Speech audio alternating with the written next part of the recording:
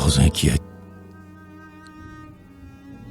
Tous les escaladeurs de ciel et de nuée, tous les porteurs de croix, tous les voleurs de feu, qui vont vers la lumière à travers les huées, cherchent dans un regard l'infini du ciel bleu. Quel que soit leur calvaire, il leur faut une femme.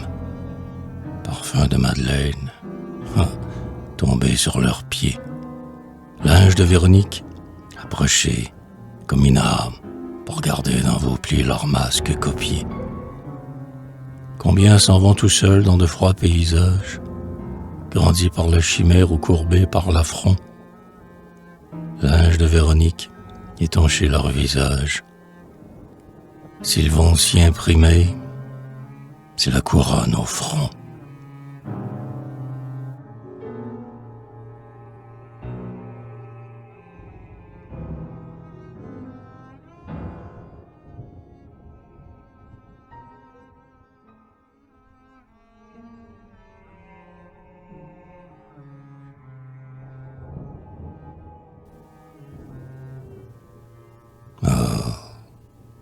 Bonheur, rencontrez une autre âme touchante qui dans votre abandon vous donne un peu d'amour, et tous deux enlacés dans la nuit approchante, causez d'éternité devant la mort du jour.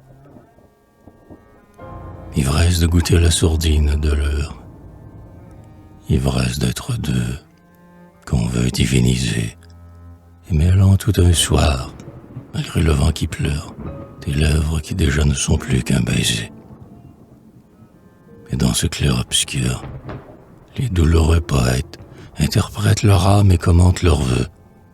Et ce sont des miroirs où se mirent leurs têtes, pour voir confusément se mêler leurs cheveux. Comme une brûlure, ils ont peur de la lampe, où leur songe de neige aurait bientôt fondu, et l'insecte blessé de la parole rampe. Et l'on ne dit plus rien, sans savoir qu'on s'est tu.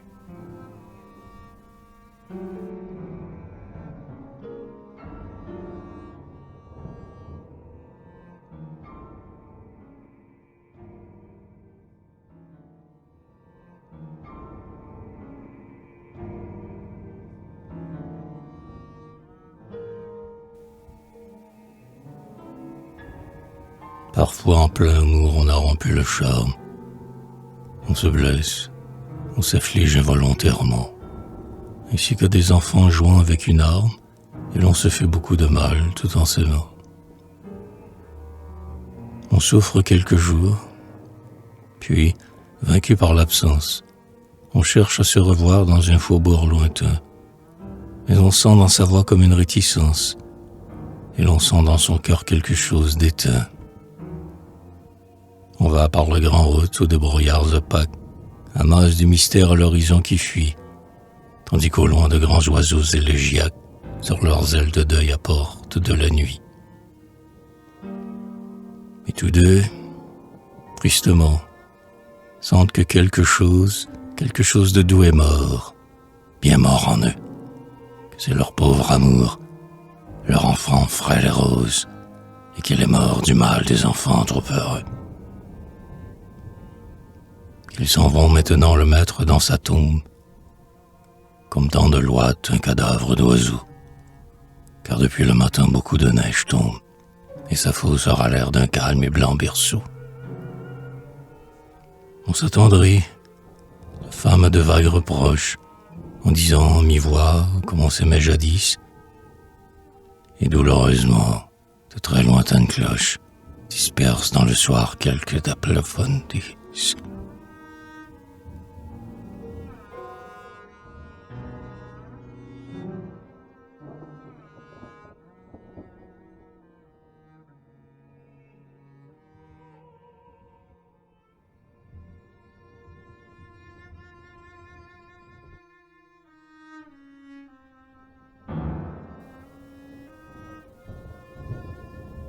Mangeant des larmes et du vent, on va toujours par la grande route. On s'aime encore, on pleure, on doute. Oh, si l'amour était vivant, Comme la neige est abondante, elle est silencieuse. On peut lui confier tout ce qu'on veut. C'est une sûre confidente qui n'a jamais rien répété, gardant comme une blanche idole le secret du vain bruit frivole que des lèvres ont chuchoté. On avance encore, il fait morne. Les maisons dans le vent du nord ont l'air d'avoir chacune un mort. Un garde-barrière, au loin, corne. Et le convoi noir en passant, avec ses vitres allumées, arbore au milieu des fumées, comme des linges pleins de sang. Par la plaine mourante et nue, il s'éloigne d'un air fatal, et son hurlement de métal, dans l'ombre immense s'atténue. Ses fanaux rouges dans le soir pâlissent bientôt et trépassent. C'est ainsi que nos amours passent, convoi de feu sur un fond noir.